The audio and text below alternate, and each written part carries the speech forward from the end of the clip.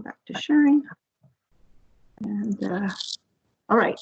So again, this is the Conservation Innovation Grant webinar for the Pacific Islands area offering for FY20.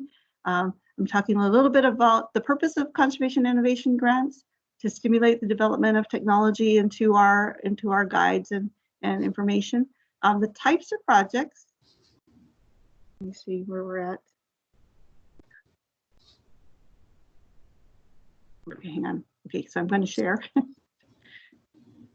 And, nope, why isn't it doing it? Okay. Oh, sorry. I'm so sorry. You gotta practice.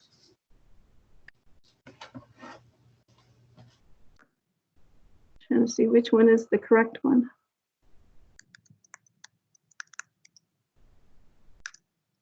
I think it's this one. Okay, I'm sorry. Do you see the PowerPoint screen? Yeah. Yes, we do. Okay, great. So types of projects or activities that can be done under Conservation Innovation Grant include pilot projects, field demonstrations, and on-farm research. And on-farm research is defined as an investigation conducted to answer a specific applied conservation question using a statistically valid design while employing farm-scale equipment on farms, ranches, or private land. So it's not really like a research. It's research, but it's on the farm. So projects need to identify ways to incentivize conservation adoption and lead to implementation of conservation technologies, practices, and systems. And what we're really trying to do is figure out how to get people to implement conservation. So sometimes what we find is that there's the way that they do it in Iowa doesn't really quite work in the Pacific Islands area. And so maybe we need to tweak the way that we implement the practice a little bit. And so these practices help us to kind of test some of those theories of how we could tweak those practices and basically get more adoption. So some of the sample projects that we've had in the past are accelerating adoption and implementation of proven cover crop technologies in Hawaii. And that was back in the day when we knew cover crops would help, but people just weren't adopting the practice. And so we wanted to take a look and see what was keeping people from adopting the technology that we knew would be beneficial. Was it economics? Was it cultural practices? Were there things that we weren't considering it as we implemented those practices? Another example is when we did a project on sub-irrigation as an innovative new technology to reduce water consumption for native plant nursery production. And that's like a technology that we knew worked elsewhere, but we didn't know how it would work and what kinds of things we needed to consider in using it in our island environments and our soils. And then we also did a project on invasive weed management strategies using herbicide ballistic technology. And so, sometimes it's like, now here's a wacky idea. Let's see if we did things this way. So those are some of the kinds of projects that we've had in the past and some of the things that you want to be thinking about as you craft your projects. So also projects need to comply with laws and regulations. It has to use a technology or approach that's been studied and that looks like it would have a good chance of success. It needs to demonstrate, evaluate, and verify the effectiveness, utility, affordability, and usability of the technology in approaches in the field. And it needs to adapt and transfer technologies to improve performance and encourage adoption and introduce technologies and approaches to an area or sector where it's currently not used. So technologies and approaches that are eligible for funding in a project's geographic area. So in the Pacific Islands area, if it's something that we can contract under EQIP and it's an established conservation practice standard, it's ineligible for CIG funding, except where the technology demonstrates a clear innovation. So what is the established conservation practice? So if you want to, what you want to do is you want to look at the whole NRCS toolkit, right, of practices, which would be found in the National Conservation Practice Standards. And then you also want to take a look at the Pacific Islands Area Field Office Tech Guide, Section 4, which holds the practices that have been adopted or Pacific Islands area. Now, there are practices that we haven't adopted in the Pacific Islands area, and these could be, it could be for a number of reasons. One is it doesn't apply to Pacific Islands area, or we didn't think it applied, or it's maybe currently not used, and so that's not something that we've adopted. And these are areas that CIG could look at, is that, you know, if there is a standard that, or a practice that you know, we don't think it applies here, or people aren't using it, but that it would be good for, could be applied here, or would be something that people should be applying, that would be something that would help us to gather more information about, you know, why it isn't being adopted, or why, or how we would use it here. And so what you want to do is you want to look at the practice standards. And so when you look at a practice standard, what happened there? Uh-oh. I'm sorry. Okay, when you look at a practice standard, you're still looking at my practice standard, right? Okay, you want to note some things about the standard. You want to note the practice name and code, and you want to look at that because when you write your project up, your proposal, you need to identify what practice and code it most closely aligns to. We generally don't create new practices. We can. And a lot of times, you know, you'll be doing something and it'll be really similar to a practice that we have, but it'll be just a little different. And so when you look at a practice, you want to look at the definition of the practice to see if it's what you're, you know, exactly what you're thinking of, right?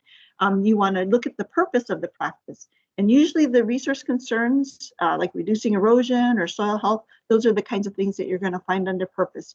There are some practices that are not like that. Those are typically engineering practices, and they'll just be like a kind of a definition of what that practice is used for, and not necessarily tied to the resource concern. But most of the agronomic type practices are tied to our resource concerns.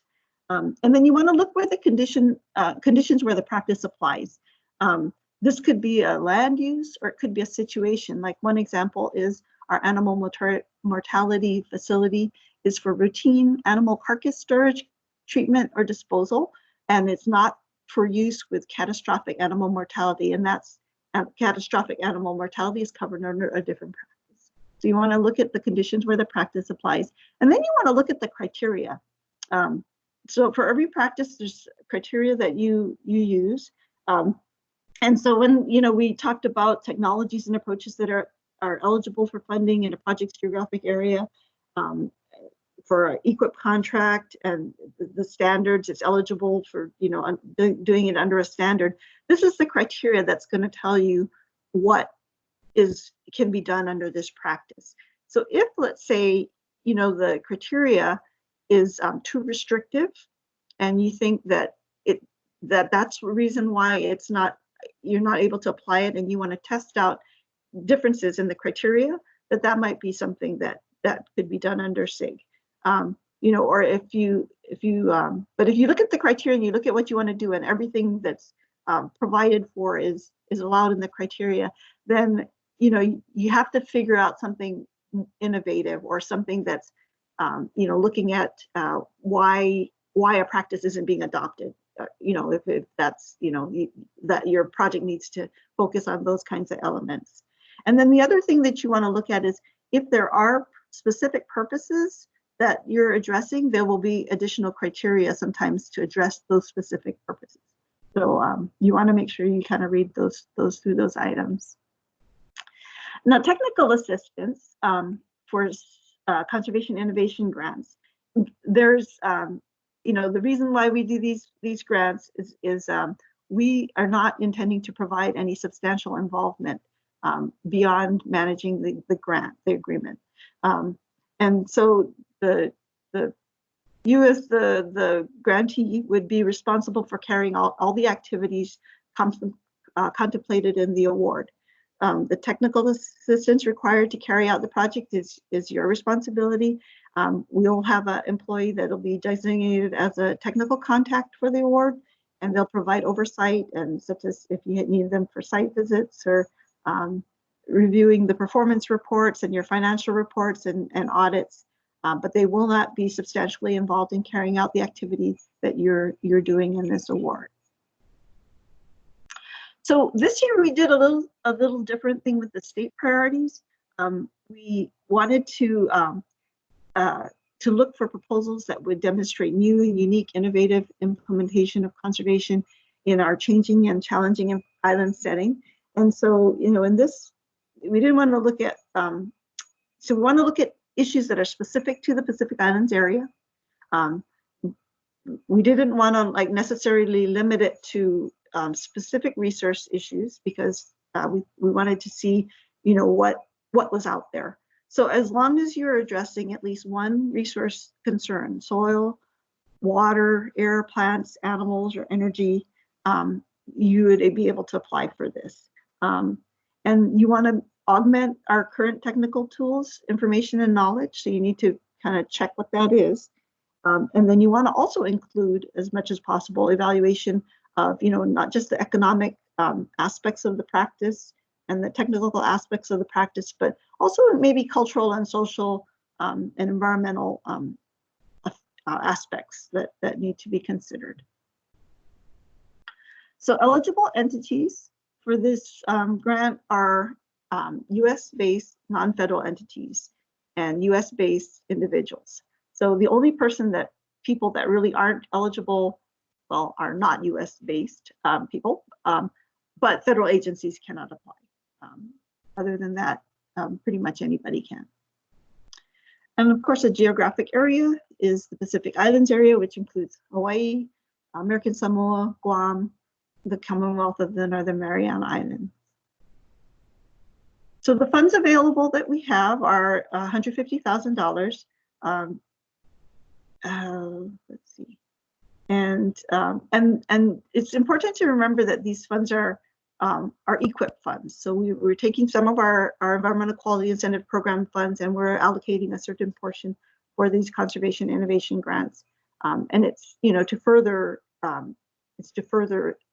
the EQIP implementation. So we have $150,000.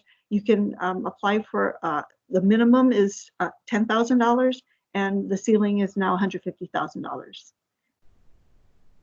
Okay, and we are not obligated to make a award as a result of this announcement, if we don't get an application that we feel meets our needs. So EQIP eligible producers. So this is important to know. So all CIG projects must involve EQIP eligible producers, and that's because we are using EQIP funds. So they have to be in, what that means is they have to be in compliance with the highly erodible land and wetland conservation provisions.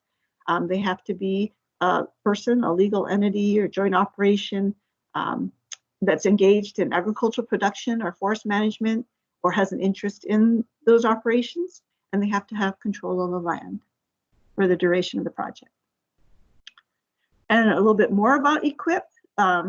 CIG is not included in the EQIP payment limitations. So if somebody has EQIP contracts, they can only have up to $450,000. They can only receive that for the life of the contract, but the SIG awards are not part of that.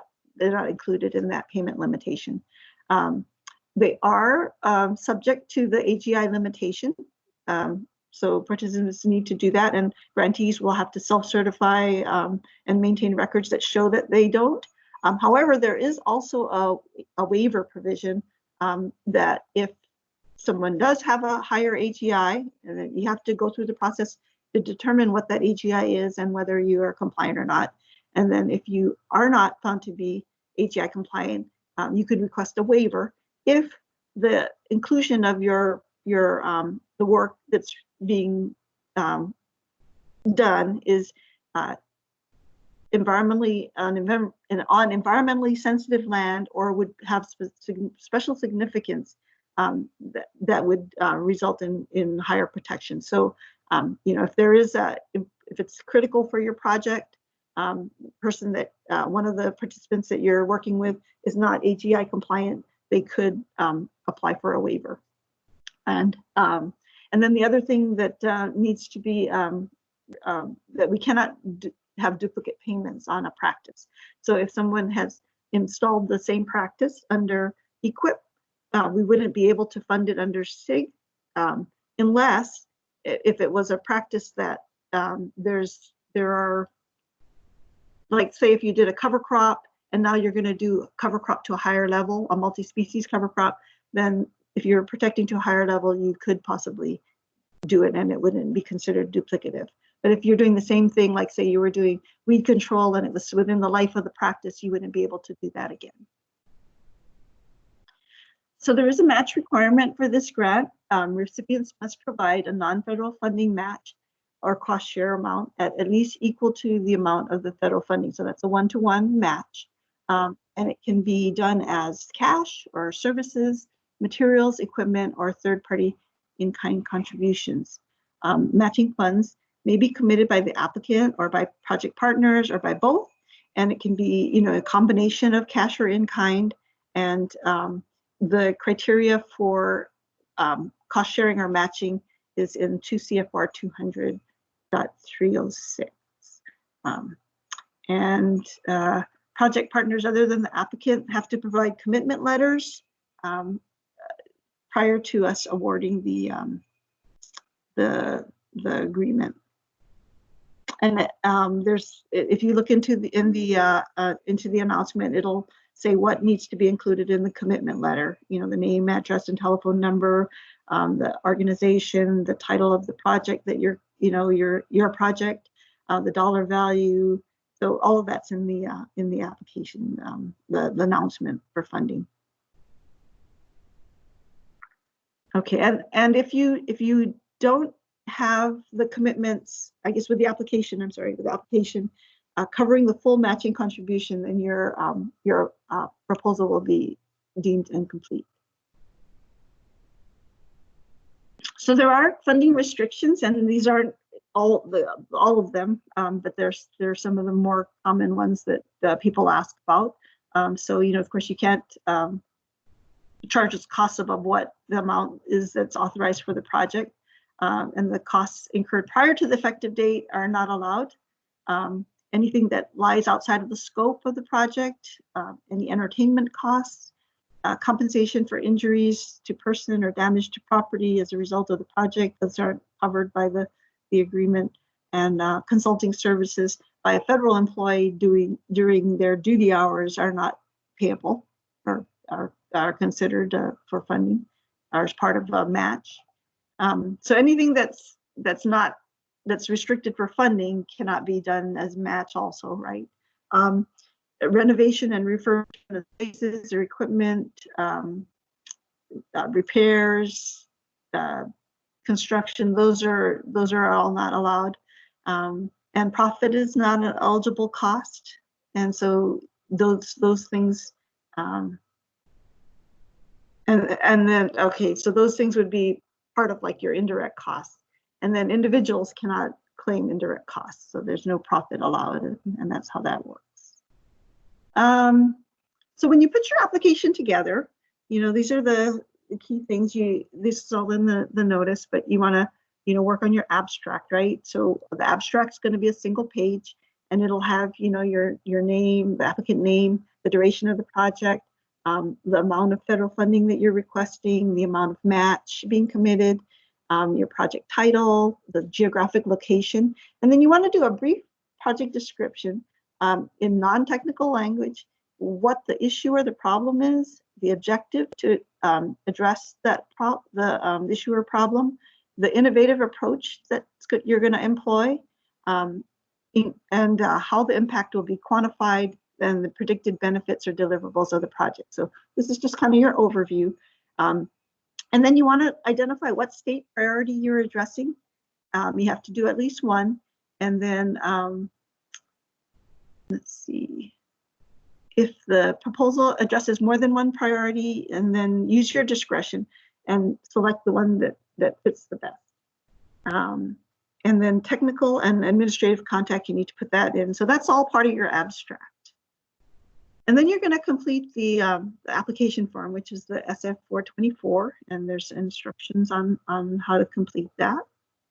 And it's pretty big information. You have your DUNS and your SANS number, and just basic information about your organization. The big meat of your proposal is going to be your project narrative. And so when you work on your project narrative, this is what your description it's going to include,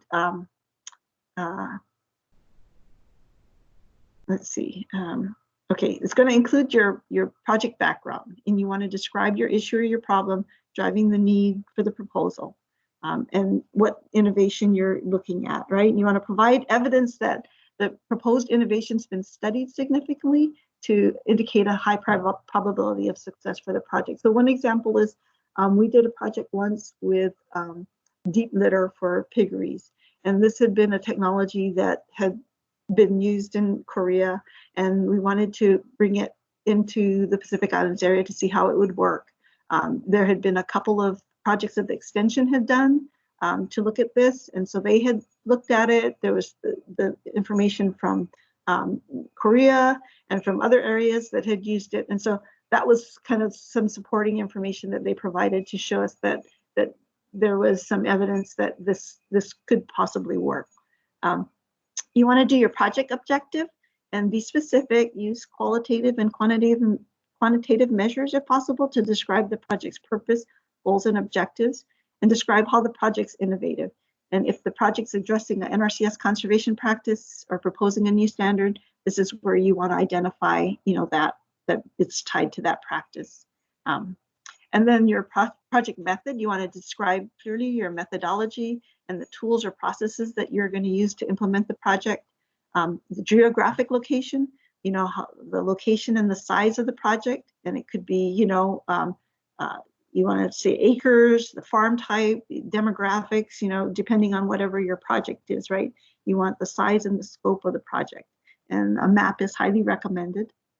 And then you want to identify the number of eligible producers that could be involved in the project that you're thinking of involving, and describe the type and extent of their involvement.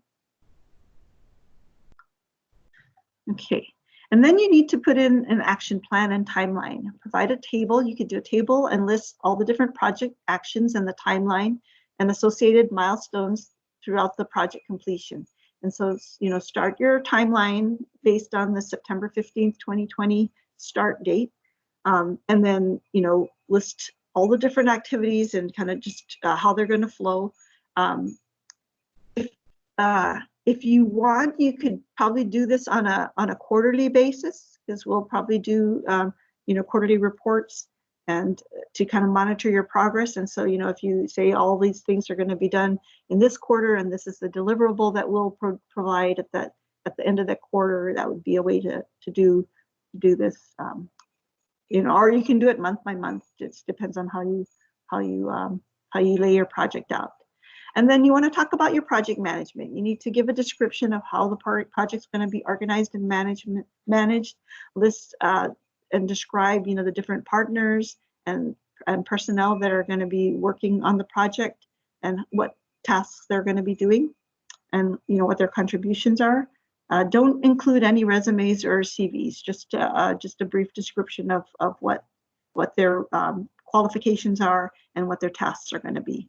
And then you need to list deliverables and products, and provide a specific list of these, and so that we can monitor your progress and be able to approve payments. Proposals must include a set of technical deliverables designed to elevate the performance and broaden the applicability of the project. In addition to this project-specific deliverables, grantees are responsible for participation in at least one event, a conference or a workshop during the grant period, where you present on the project, a final fact sheet to use in public settings, and a closing event, whether it be a webinar, or a field day, or a training event, with notification to the technical contact that that's going to occur, so that we can make sure to attend. So you will need to take a look at, when you do your budget, your travel items would need to include that you're going to be doing these items. And then project evaluation, you need to describe the methodology or procedures that you're going to use to evaluate the project. Determine technical feasibility, quantify the results of the project, and ensure that the objectives were made. So we need to kind of describe how you're going to be evaluating this and what would be used to evaluate that. whether it's a number of people that attend, or you know, whatever the resource concern, if we're able to like monitor sediment loss or whatever. And then the benefits or results expected and the transferability of that. You want to identify what the results and the benefits that we're going to achieve from the project, and then who would be the beneficiaries, whether it's a certain type of agricultural producer or people in a certain area, and then pay specific attention to historically underserved producers, and how the results will be communicated to others via outreach and possibly to historically underserved participants. And then if you can, forecast the lasting effects of the information that you're going to provide us. Graphics can be included, pictures, charts, graphs, but they count towards your 15-page minimum. So you probably don't want to put a lot of those. Your content's going to be much more important. And then you can include references, bibliographies, and citations, and these do not count toward your page maximums. So also in your application, you need to do an assessment of environmental impacts. If implementation of the proposal is anticipated to have physical, chemical, or biological impacts on the environment, you want to describe those impacts and their extent. The description of the environmental impacts must address both beneficial and adverse impacts of the proposed actions, and the length of the description should be commensurate with the complexity of the project and the proposed and natural environment resource is impacted directly or impacted indirectly or cumulatively. And where possible, information on environmental impact should be quantified, such as the number of acres of wetland impacted or amount of carbon sequestration estimated. Natural resource and environmental resources you need to address are the soil, water, air, plant, animals, as well as other resources that are protected by laws, regulations, executive orders, and agency policy. And NRCS may choose not to approve funding for projects that will result in that may result in unacceptable adverse environmental impacts. And every project that's funded in that involves this ground disturbance is subject to NEPA compliance reviews. Let's see. And if it's determined that EA or EIS is required for the work that you're going to be doing, it will be your responsibility to pay for that if it's needed. Let's see, and then of course the National Historic Preservation Act reviews. I think NRCS will assist with that, but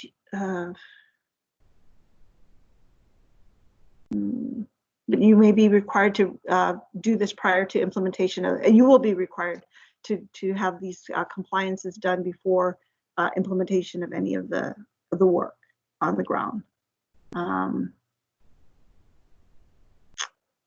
Okay. And then your budget information. So you'll fill out the SF 424A, which is the budget. And then more importantly, it's important to do a very detailed budget narrative. Let's see. So you want to make sure that you break down each project by the year, the budget items by the year, and detail how the totals were determined. And we need a clear connection between the cost and the proposed project.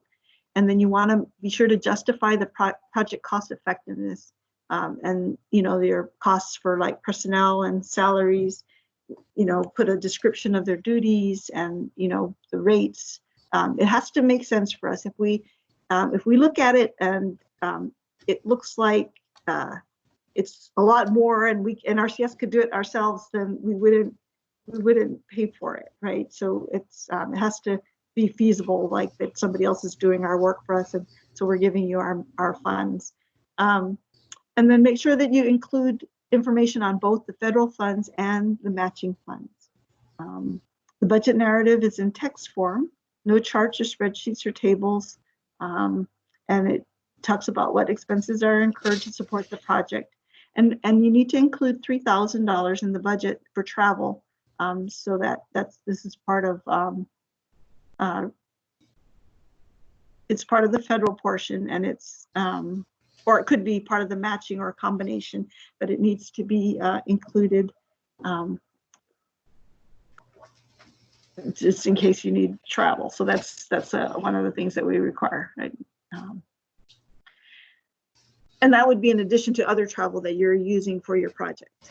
Okay, so you also need to include in the application your declaration of previous CIG project involvement, and it has information on what needs to be provided. There are a number of certifications that have to be signed, letters of support, and then the SAM.gov check. So the risk review is your SAM.gov check. So what we do is we have this system for awards management, and it basically does a check with the IRS and other agencies to make sure that you have no outstanding debt that basically has blacklisted you from getting federal awards. Okay.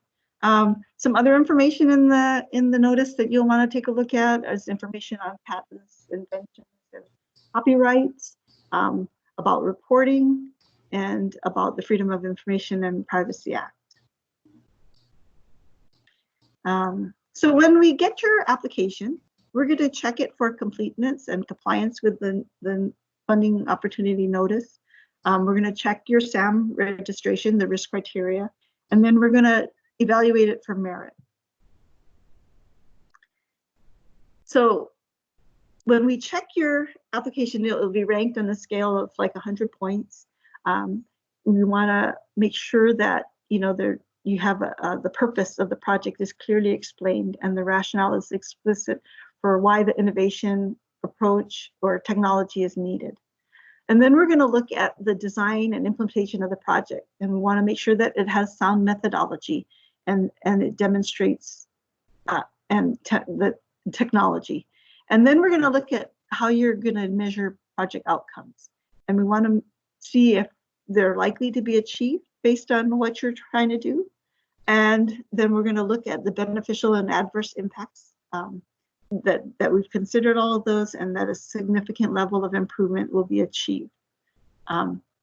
So that's part of that whole purpose, methodology, outcomes. And then we're going to look at how innovative your innovative technology or approach is.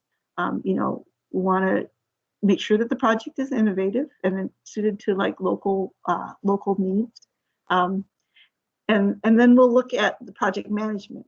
We'll look at the timeline and the milestones to make sure that they're clear and reasonable. We're going to look at the staffing to make sure that they have the technical and administrative expertise. We'll look at the budget and make sure that it's explained and justified and that expenses are allowable, allocatable, and reasonable.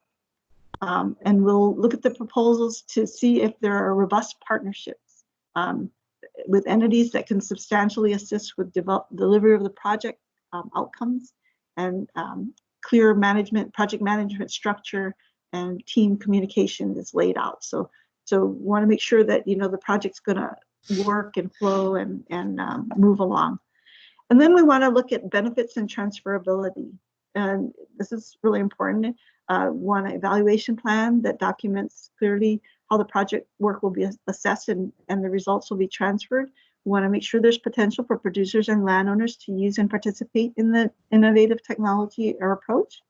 Want to know that there's potential for NRCS to benefit from the approach, including the development of materials such as our technical standards, technical notes, handbooks, technology, and tools. So we do want to take this information that you give us and not just put it in a file somewhere. We want to actually get it back out on the ground. So that's really important for us as we look at these proposals. And then we want to look and see if there's a potential to transfer this technology to broader audiences, other geographic areas within the Pacific Islands area, to other sectors, and if there's potential to successfully transfer it to historically underserved producers. So the applications are due on June 8th at 1 minute before midnight Eastern Standard Time, and this is how it translates to Pacific Island area time zones. Applications must be submitted through grants.gov. Grants.gov uses an interface called Workspace, and Workspace allows an applicant to grantee to access the and edit different parts of the form simultaneously, and they can be filled out online or as a PDF. You need to allow extra time to register in Workspace because there are several steps, prior to getting into it. So don't wait till the last minute. But however, if you've done a prior grants.gov application, you may already have completed that. So don't wait for the last minute. Go in and just make sure that you can get in there. Hey, Susan, Uh-huh. this is Amy. Can you go back really quick to the slide that had the deadlines on it? I think there were, there's some conflicting dates there that were causing confusion. So the deadline is June 8th. Oh, darn. Sorry. It's okay. Yeah. I believe it's, shucks. No, I think it's, we had this out twice. Let me just make sure. Okay. It's June 8th, Susan. Okay, yeah, it's June 8th. So this would be June 8th here. And this would be June 9th. Sorry. Okay. All right. So like I said, the sam.gov, it's the applicant entities. This is only for applicant entities. So if you're an individual, you don't need to do this. Applicant entities need to be cleared through this database. And basically what it does is it identifies people that are excluded from receiving federal contracts. To get to register in SAMS, you have to have a DUNS number. So entities usually have a DUNS number. It's a unique identifier. It's free, but it takes a little bit of time. And then when you register your DUNS number into SAMS, it takes a little bit of time. So you do want to take care of some of these things ahead of time. And one of the big tricks is when you go into register in SAMS, you want to have all your information in DUNS that you put into DUNS when you registered in DUNS, because that information has to match when it goes back and does the clearance. Okay. So you're submitting your applications through grants.gov, and in addition, I need you to email me a PDF of your application. So that's part of the submission. And then the format is specific. You need to use 8.5 by 11 white paper, 1-inch margins, typed, black ink, single space, and no font smaller than 12 point. So the timeline, so what's going to happen is, the announcement came out on April 8th. We're having the webinar today. The deadline is June 8th. We will acknowledge your submissions within 15 days of receipt, and we will announce the selection no later than July 1st. We anticipate that we will have agreements in place so that you can start work by September 15th, and we'll provide feedback to unsuccessful applicants by October 1st. So that's what I have. We could take any questions.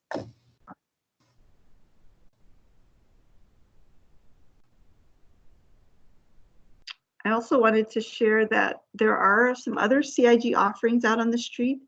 The on-farm conservation innovation trials is open, and that's been extended to May 29th. And then the National Classic Conservation Innovation Grants Classic offering is out on the street that just came out about a week ago. The deadline for that is June 29th.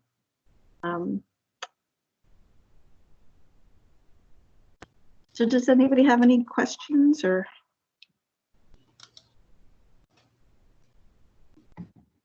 Hey, Susan, this is Travis. Hey, great job.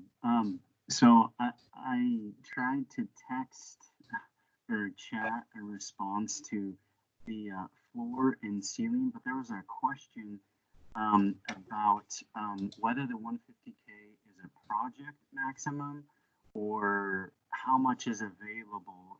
And I think if you can clarify, the only reason there's a ceiling is because $150,000 is what's available our budget in PIA.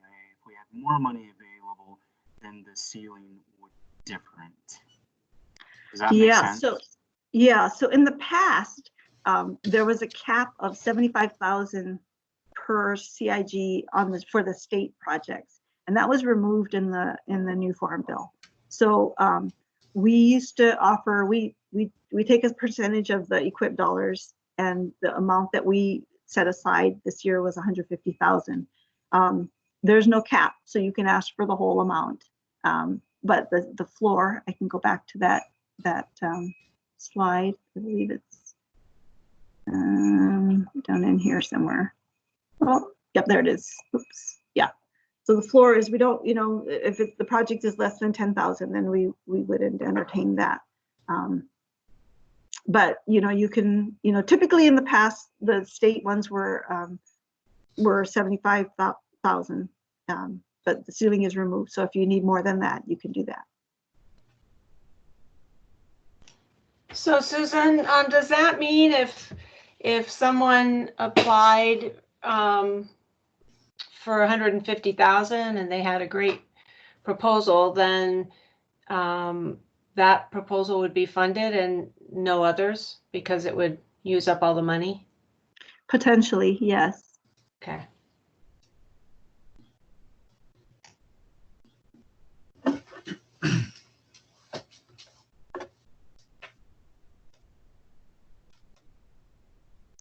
And you can always call me if you have a project idea that you're kind of kicking around, or you need some help trying to identify, what practice you're trying to. Feel free to call me. Hey, Susan, this is Chris. Since the pot of money is only up to 150,000, where and how would you recommend that we indicate that our projects may be scalable to the amount of funding available? You can just put that in there.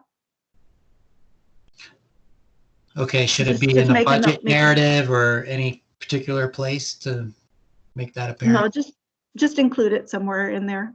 Okay, thank you. So to follow up on Chris's question,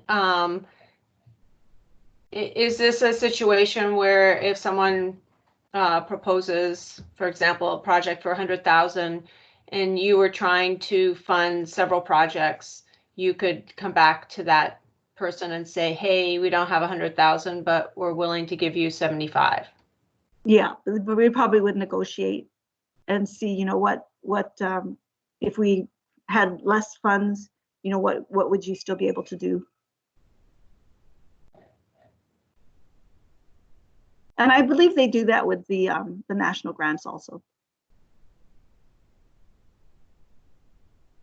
Okay, because on some NRCS grants, it doesn't seem like there's that process of negotiation. So it's good to have that clarification on this one.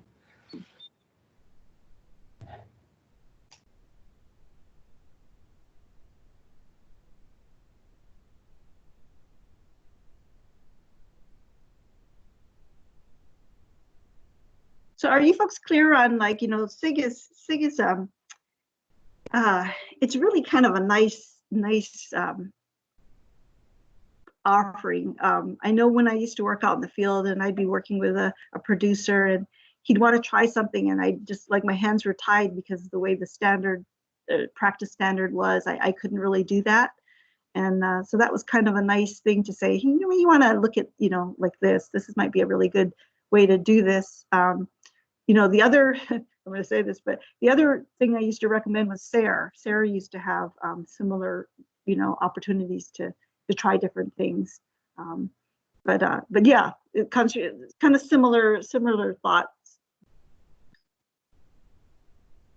And it doesn't have to be really complicated. I know when I was in Pennsylvania, we had a guy that, he kept hearing about chicken tractors, and he says, well, what if I want to do a cow tractor? And I was like, well, figure it out, right? How would it be used? Would people, adopt something like that, and how would it be beneficial? And how would it tie to, our practices? Like I said, we had that one project with the herbicide. This one, invasive weed management using. Do you know what that is, right? That they were like using paint gun things to use target species to kill. Now, is the hard to reach species on the edge of cliffs and stuff? I suppose. Yeah, no, I've seen a presentation about that. It was really cool. Yeah, when we first got it, we thought this is like a bunch of guys sitting around drinking beer talking about like, hey, we could do this. But yeah, no, like you say, it turns out to be a technology that is really helpful in areas where it's hard to reach. Yeah. Susan, on the project narrative, you mentioned we need to kind of identify the number of eligible producers involved. But if it's one person or one entity kind of trying out a new thing, how would you have multiple eligible producers involved if you were trying out that new innovation on multiple farmers' properties? Or I think it's like, let's say you were trying to do something with maybe ginger growers. You wanted to look at some technique that, ginger growers are, the way that they cultivate is maybe hard on the soil or something. And there was a technique that you wanted to try. And so this was your idea, but you could say, hey, there's all these other ginger growers that could benefit from this, that would be eligible participants. So I think that would be a way to say, it's not just me that's doing this. There are other people that could use this technology too. And that's what you're kind of looking for. Okay, so it's not actual people who are going to be involved in the project, but the people who would benefit from the outcome of the project. Okay. Yeah.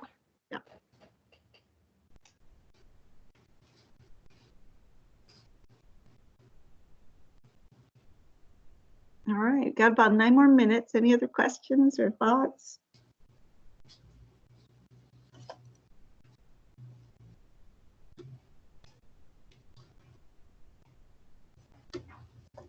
So we do have like some other grant offerings. I've had people contact me. The CIG is very specific. It's this whole innovation thing. We do have the competitive grant offering, and that one has 4 different things. It's the NWQI watershed assessments. It's the targeted conservation delivery works to try and develop a targeted conservation delivery proposal, and it has assistance for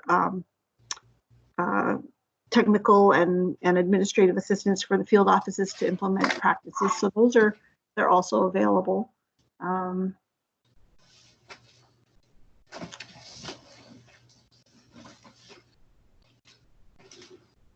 And then we will have an RCPP offering. So if anybody has that's a really interesting program too. So like I said, if you guys have project ideas you want to just run by me, if there's a program or grant offering that I can think of that might link be better fit, I'll be happy to work with you on that. We're always trying to develop partnerships and opportunities.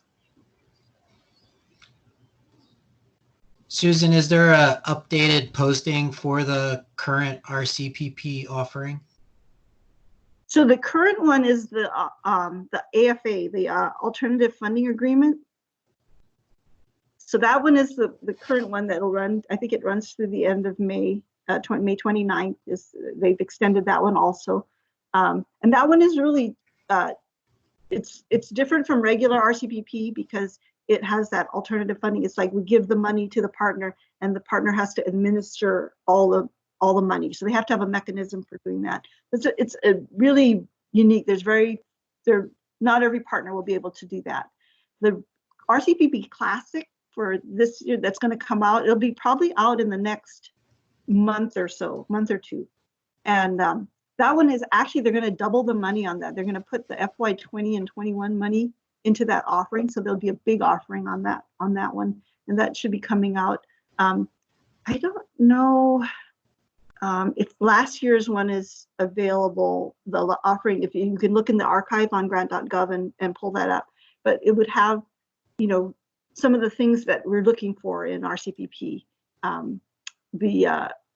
You know, the flexibilities, using programs flexibilities, you know, engaging partners and building, you know, partnerships and bringing in contribution, you know, things like that, target, you know, outcomes, the focus on outcomes. So those things are really important. So the AFA has some of those components in it, but it includes a lot about that whole alternative funding arrangement type requirements. If you want a copy of the last year's one, you could email me and I'll be happy to send you the last year's one to look at. Thank you. Mm-hmm.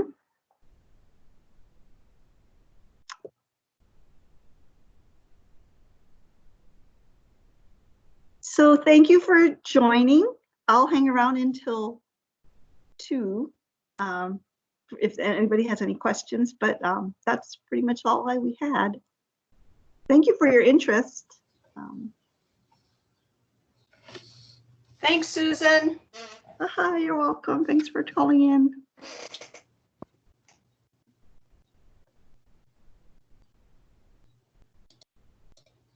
Thank you, Susan. Thanks.